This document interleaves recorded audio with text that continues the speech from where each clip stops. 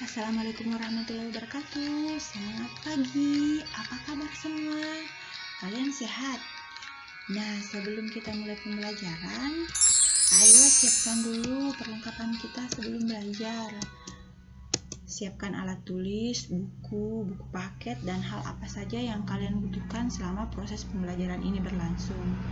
Setelah selesai, mari kita buka pembelajaran ini dengan cara berdoa bersama. Berdoa dimulai. Berdoa selesai.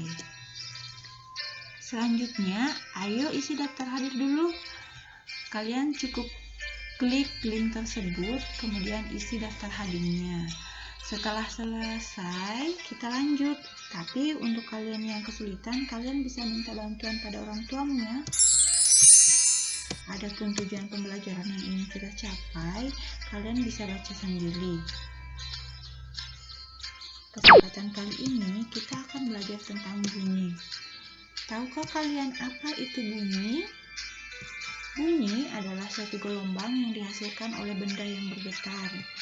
Contohnya pada alat musik, misalnya gendang yang sedang dipukul. Perambatan bunyi itu dapat melalui 3 jenis media, yaitu benda padat, cair, dan gas. Namun, bunyi tidak dapat merambat pada ruang hampa.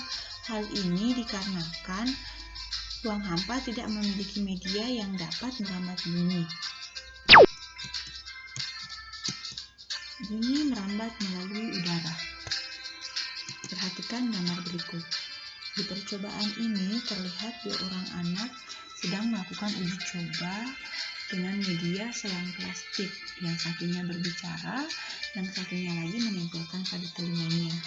Kesimpulannya, suara merambat melalui udara. Udara termasuk benda gas. Contoh lainnya, jika turun hujan, kemudian terdengar petir. Suara petir ini terdengar karena adanya udara. Suara petir merambat sampai ke telinga kita dengan bantuan udara. Bunyi merambat melalui benda padat. Perhatikan contoh berikut. Di percobaan ini terlihat 2 orang anak sedang menggunakan telepon-teleponan dari benang kasur.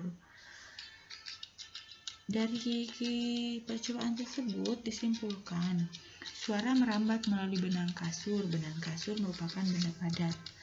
Contoh lainnya adalah tempelkan telingamu pada tiang atau tembok. Minta temanmu untuk mengetuknya, maka kamu akan mendengarkan ketukan temanmu. Hal ini dikarenakan bunyi merambat melalui benda padat. Bunyi merambat melalui benda cair. Bagaimana caranya ya? Nah, di gambar ini terlihat seorang anak memukul tong yang berisi air, kemudian meletakkan telinganya di media corong. Kesimpulannya, suara merambat melalui air di dalam tong. Air merupakan benda cair. Bunyi merambat melalui benda cair. Jika kamu memukul kaleng di dalam air, maka kamu akan mendengar bunyi kaleng tersebut, karena bunyi kaleng tersebut merambat melalui air. Nah, ayo kita lakukan percobaan. Kalian bisa melakukan percobaan ini dengan bantuan orang tuamu. Setelah kalian melakukan percobaan, praktekkan apa yang terjadi ketika kamu menggunakan alat tersebut untuk berbicara. Apakah suaramu terdengar oleh orang tuamu atau sebaliknya, suara orang tuamu terdengar olehmu. Sekarang kita beralih ke gagasan pokok dan gagasan pendukung. Apa sih gagasan pokok itu? Gagasan pokok adalah gagasan yang menjadi dasar dan menjiwai keseluruhan paragraf yang umumnya dijumpai pada kalimat utama dengan sifat implisit atau abstrak. Secara singkat, gagasan pokok disebut juga gagasan utama.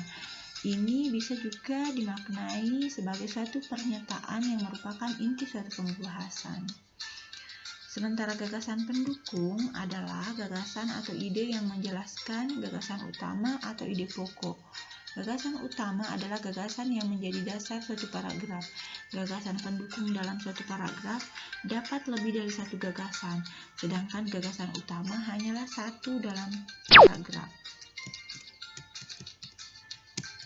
Untuk menentukan gagasan pokok dan gagasan pendukung suatu teks, lakukan hal-hal berikut ini. Yang pertama, baca teks dengan seksama. Kemudian, cermati kalimat pertama sampai terakhir dalam paragraf tersebut. Nah, untuk lebih memperjelas pemahaman kalian, ayo kita baca teks berikut ini. Andi merupakan anak yang sangat rajin belajar. Di sekolah ia sangat sering menghabiskan waktunya di perpustakaan. Usai sekolah pun waktu ia habiskan untuk membaca buku, berbagai les, daripada dia nongkrong dengan teman-temannya. Bahkan di hari libur pun ia sering terlihat membaca buku.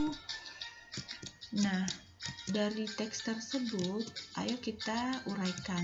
Gagasan pokoknya adalah Andi merupakan anak yang sangat rajin belajar. Gagasan pendukungnya ialah di sekolah ia banyak menghabiskan waktunya di perpustakaan. Usai sekolah pun waktu ia habiskan untuk mengikuti berbagai macam les daripada nongkrong bersama teman-temannya. Gagasan pendukung yang ketiga, bahkan di hari libur pun ia sering terlihat membaca buku di pinggir sungai. Nah, setelah kalian memahami, silahkan kalian baca teks berikut. Siap menghadapi musim hujan. Setelah kalian membacanya, tentukan gagasan pokok dan gagasan pendukung paragraf 1, 2, dan 3 pada teks di samping. Ayo kita berlatih lagi. Nah, silahkan kalian buka link berikut ini. Untuk yang kesulitan, kalian bisa minta bantuan pada orang tuamu ya. Setelah kalian buka, kalian isi semua kolom yang diminta. Untuk kolom paspor, kalian isi kelas 4 dengan huruf kapital ya, KELAS 4. Setelah kalian isi, kalian bisa melihat berapa hasil yang kalian peroleh. Untuk tugas yang kalian kerjakan setelah pembelajaran ini berupa LKPD. Ayo kalian buka linknya. Setelah kalian buka, minta orang tuamu untuk memprint lembar kerja ini, lembar kegiatan peserta didik ini, kemudian kalian jawab.